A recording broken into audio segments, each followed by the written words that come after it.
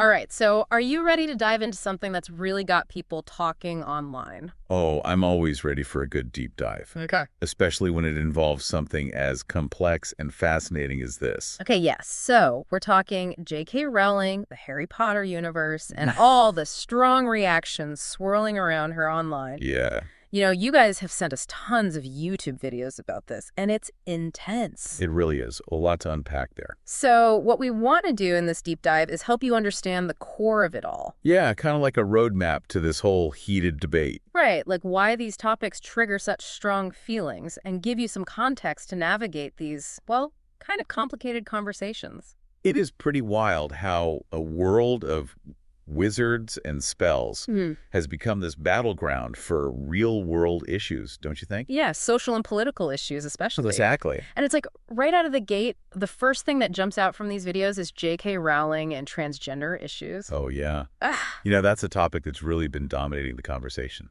and it's gotten pretty heated, to say the least. Oh, for sure. I mean, Rowling has been labeled transphobic, even a TERF. What? A TERF? What's that? It stands for Trans-Exclusionary Radical Feminist, which is a term used to describe feminists who believe that trans women are not women. Got it.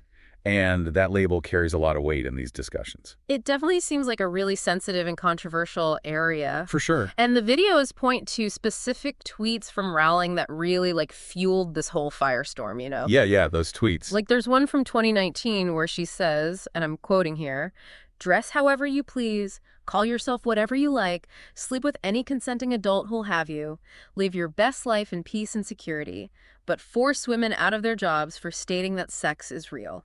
Yeah, that one caused a lot of controversy. It seems like she's trying to balance a few different things in that tweet, like supporting LGBTQ plus rights, but also arguing that biological sex is real. Right. It's like, on the one hand, she's expressing support for LGBTQ plus rights and individual freedom.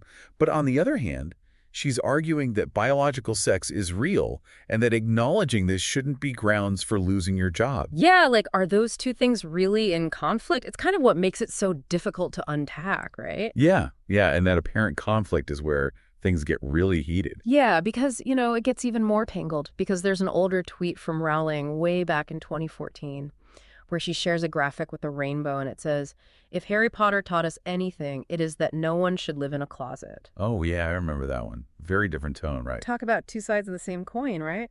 It really is. And it highlights just how nuanced this whole issue is. Like, supporting LGBTQ plus individuals while also advocating for the rights of women based on biological sex. These two things, they aren't necessarily mutually exclusive. Right. It's that intersection, how they connect, that creates so much friction, right? Yeah. So much debate. And it's crazy how quickly things can get twisted online. Like, remember that fake tweet that was going around, the one with the Harry Potter tattoo that says, "No one should live in a closet"? And then it had Rowling supposedly tweeting back, "Yes, they should." Oh, yeah. That doctor tweet really added fuel to the fire, even though it was debunked pretty quickly. Yeah, but it was out there, people saw it. Oh, yeah. And it shows how misinformation can just spread like wildfire. Especially when it taps into existing biases and anxieties. Right. It's almost like people are just looking for reasons to be outraged sometimes. And that's what these online echo chambers do, right? Exactly. Everyone just feeding off each other's anger and reinforcing those extreme views. It can get pretty toxic. But there are also people pushing back against that, right? Like trying to have more reasoned conversation. Right. And one of the videos shows a teacher actually breaking down one of Rowling's tweets with a student. And the student ends up realizing, hey, maybe this isn't as transphobic as everyone's making it out to be. Oh, wow. Interesting. So it's like they're actually thinking critically about it instead of just going with the flow. Right, exactly. And it's a good example of how we can all break free from those echo chambers. Like, instead of just accepting what you see online, actually take the time to analyze the information yourself, Yeah, like form your own opinions based on the facts. Exactly. And consider different perspectives and even have those uncomfortable conversations that could actually lead to deeper understanding. Because we need to talk about these things. Oh, sure. And speaking of different perspectives, the videos also go into this massive backlash and support that followed Rowling's statements. Like, it's almost like two completely different worlds colliding. Yeah, it really is fascinating. Like, you have these incredibly aggressive reactions people sending death threats, calling for boycotts of her work, accusing her of hate speech. Yeah, the stuff shown in the videos, it gets pretty scary, you know? Especially for anyone who even dares to, like, express support for Rowling or even suggest that things might not be so black and white. Yeah, because it's not that simple. No, it's not. I mean, some of the tweets in those videos are just brutal. It's like people have completely forgotten how to have a civil disagreement. Right, and it makes you wonder if that's even possible anymore. But then there's this whole other side of the internet that's like fiercely defending Rowling, like they're all in. Right, you've got hashtags like, hashtag I stand with J.K. Rowling trending. You've got people passionately defending her right to free speech, praising her for, like, sticking to her beliefs even if they're not popular. It's fascinating how these two completely opposing forces are using the same platforms to fight these, like, totally different battles. It really is. It makes you wonder about the power of the internet, you know? Uh-huh. Like it can both unite us and divide us. Absolutely. It's a double-edged sword capable of, like, amplifying the best and worst of humanity. Mm. And in this case, it seems like a lot of amplifying is happening. And then there's this whole other thing, right? Like how some fans have taken these labels that were used to criticize Rowling, like problematic and increasingly troublesome, and they're like wearing them as badges of honor. It's almost like they're reclaiming the language of their critics and flipping it on its head. They're refusing to be shamed or silenced and instead embracing these labels as a way to signal their support for Rowling and her right to express her views. It's so interesting, this back and forth. It is, isn't it? Like, it underscores how intense this whole debate has become. Absolutely. It's like a cultural touchstone for these much larger conversations about gender, identity, free speech. And of course, this whole saga, it's had this ripple effect on the Harry Potter franchise itself, hasn't it? Oh, yeah, big time. Like, remember all those calls to boycott everything Harry Potter, especially the Hogwarts Legacy game? Yeah, I remember. It was hard to miss. People were saying buying the game was like funding transgenocide and all sorts of things. Pretty intense stuff. Yeah, it got pretty heated.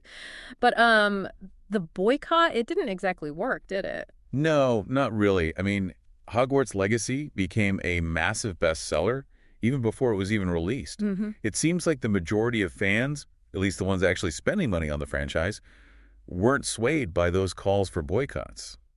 It's like maybe they're consciously separating the art from the artist, which, I mean, it's a concept that's become so complex these days. Definitely more complicated now than it used to be. Especially when the artist's personal life is so intertwined with their work, like it is with J.K. Rowling and Harry Potter. Right, it's hard to disentangle them. But, speaking of the franchise, the upcoming HBO Max Harry Potter series has also been dragged into all of this. Yeah, that's not surprising. Yeah. Anything with Rowling's name on it is going to get extra scrutiny. Just because she's involved as an executive producer, right? Right. But here's the thing. HBO Max executives, they're like standing their ground. They're basically saying that their priority is the positive message of the Harry Potter story.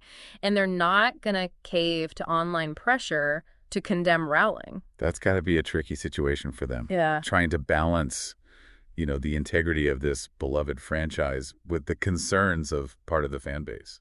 Yeah, they're really walking a tightrope there. They are. And they're not the only ones caught in the crossfire, Remember Daniel Radcliffe, the guy who played Harry Potter? Yeah, of course. Oh. How could anyone forget? Well, he publicly distanced himself from Rowling's views in a 2020 open letter, stating his support for transgender people. It was a pretty big deal, right? I mean, to speak out against someone who basically launched his career. Yeah, it took some guts to do that. And then he, doubled down on his stance more recently. Oh, really? Yeah. He said he felt like he needed to do it because he's met so many LGBTQ plus fans who, really identify with Harry Potter, and he wanted them to feel seen and heard. It was a bold move for sure.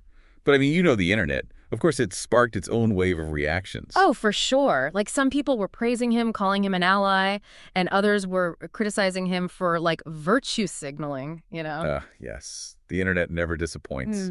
Always two sides to every coin. Right. And some people were saying he was disrespecting Rowling. It's like no matter what you do in this whole mess, you're going to upset someone. It's a no-win situation for a lot of people, for sure. It highlights how tricky it can be to navigate these really sensitive conversations, especially when you're so closely linked to it. Yeah, like if you're close to the controversy. Exactly.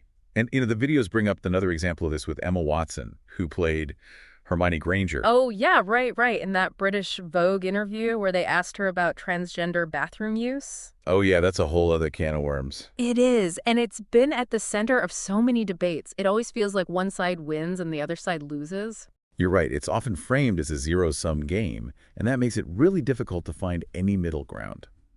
And in that interview, she was basically advocating for understanding, learning, and being open to different perspectives. Which, predictably led to both praise and criticism. Hmm. Some people saw it as a really compassionate and nuanced take. Others felt like she was oversimplifying things or maybe even speaking from a place of privilege. Like, her privilege shields her from the real-world safety concerns of some women and girls. And again, it's like, how do you even find a middle ground? Right.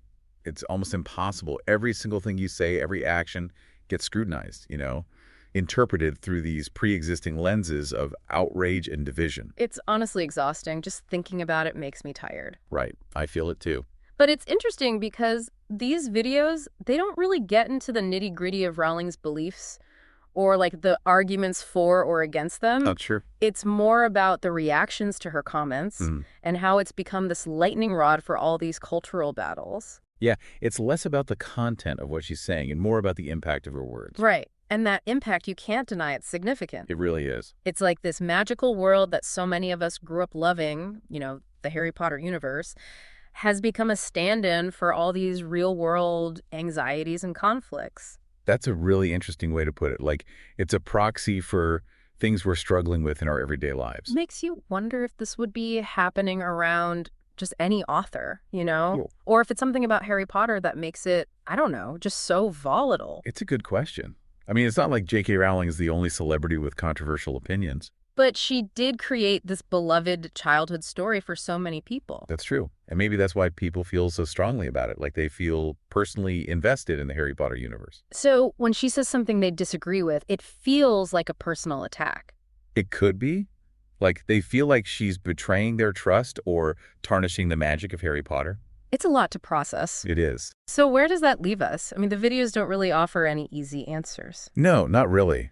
But they raise a lot of really important questions about how we deal with a world where the things we love, those stories that shaped us, get mixed up with these complicated real-world issues. It's like there's no escaping it. Even our entertainment is connected to these complexities. And that raises an interesting question for you, the listener.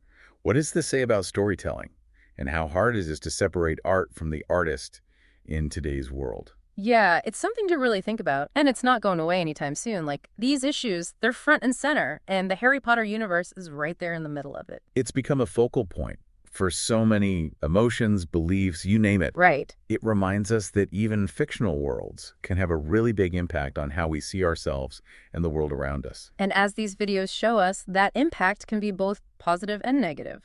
It can spark debate, but it can also expose these deep divisions in society. And it reminds us that we're all trying to figure things out in a pretty complex world.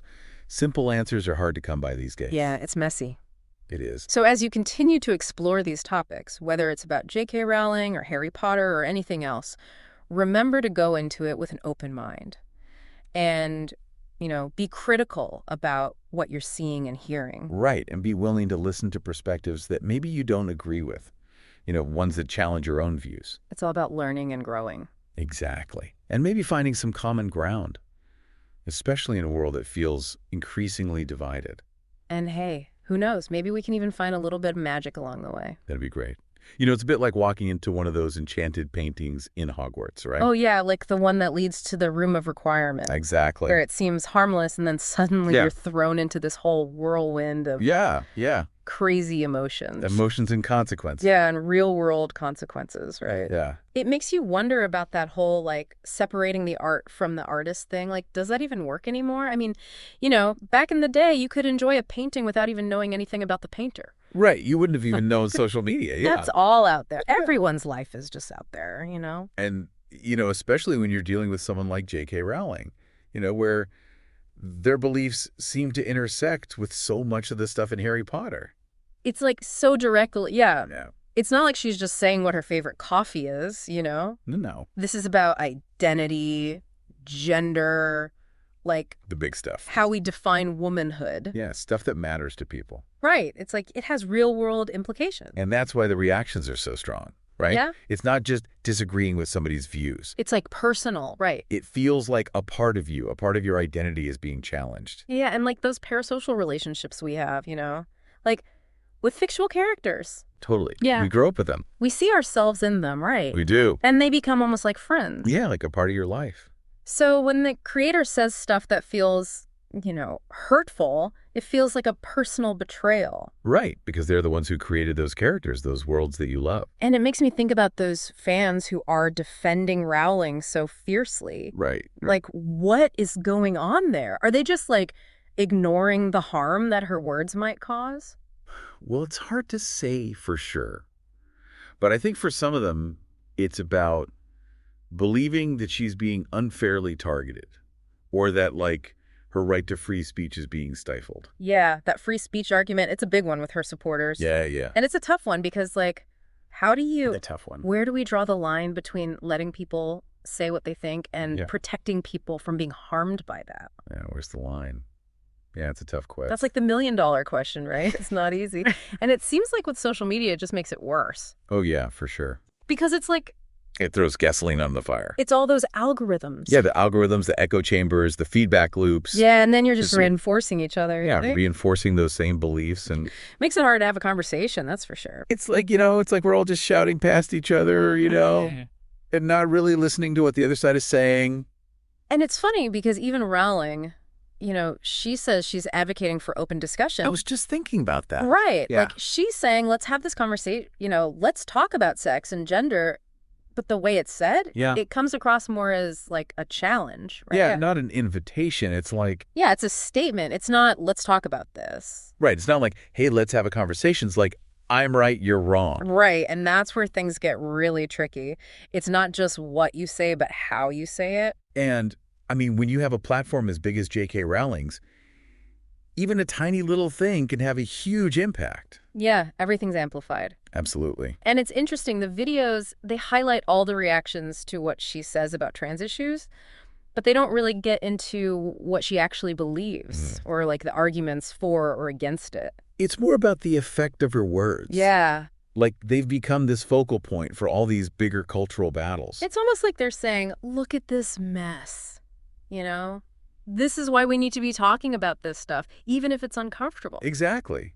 We can't ignore these issues. Right. They're not going to go away just because we don't want to talk about them. Like it's just going to keep bubbling up, right? Exactly. It'll find a way. And all these In all these unpredictable, crazy ways. Yeah, like with Hogwarts Legacy, Yeah.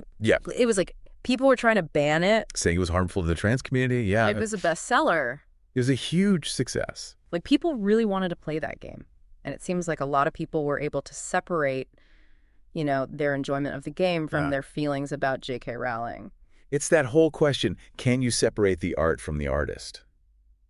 And it seems like a lot of people said, yes, I can. It's like, how do we even navigate that? I know, right? It's a tough question. When the things we love are all wrapped up in these... Yeah, in the real world. Yeah, and these really complicated, controversial issues. Exactly. Like, is it even possible to separate the art from the artist anymore? Or should we even try? It seems like such a personal decision. It is, for sure. And there's no right or wrong answer. Yeah, it's a case-by-case thing. Exactly. Yeah. But I do think that these videos show us that it's more helpful to engage with these conversations, Oh, yeah, for sure. Like, even if they're difficult. Way better than shutting down. Oh, yeah. Or pretending there's no problem, right? Right, because these issues are real, they're a part of our world, and we need to talk about them. And talk about them in a nuanced way. Yes. And with empathy. And with a willingness to listen to people. To people who don't agree with you. Yeah, who maybe see things differently than you do. Exactly.